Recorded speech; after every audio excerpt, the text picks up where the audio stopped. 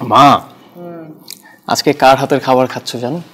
আজকে কিন্তু আমাদের ভাবি রান্না করেনি, আজকে রান্না করেছে বেআইন। উফ, আমি তো ফিদা হয়ে গেছি জাস্ট, মানে এত স্বাদের খাবার কত বছর পর যে খেলাম। ও মাই গড।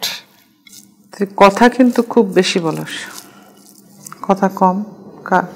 আচ্ছা অভি ভাই, এই খাবার টেবিলে বসে এত কথা বলা তো ঠিক না, খাও।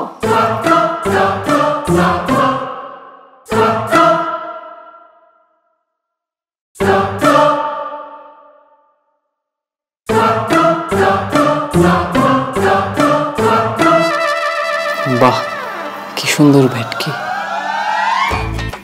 ভেটকি? ভেটকি মানে কি? না মা, ওই বলছিলাম যে এই যে ভেটকি মাছটা খুবই সুন্দর, খুবই ভালো হয়েছে রান্নাটা, খুব টেস্ট। ভেটকি মাছ ও কই পাইলো? তুই চোখের মাথা খাইছস না কি?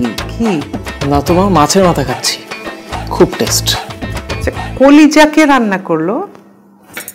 কলিজা তো আমার খাওয়া মানা, প্রেশার আছে, তুমি জানো না বৌমা? আন্টি, কলিজা আমি রান্না করছি। আসলে বেয়াই তো সারাক্ষণ কলিজা কলিজা করে, আমি ভাবলাম তার মনে হয় কলিজা খুব পছন্দ।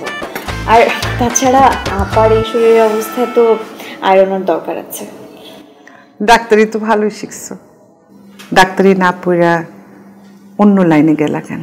আসলে হয়েছে কি মা, ওই আদরি তো খুব একটা ভালো স্টুডেন্ট না, আর তাছাড়া ওকে আমরা বাসায় টিচার দিয়েও পড়াইনি।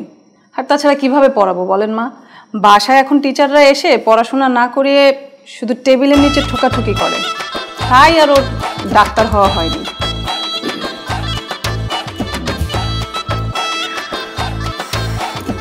আমার খাওয়ার রুচি নাই,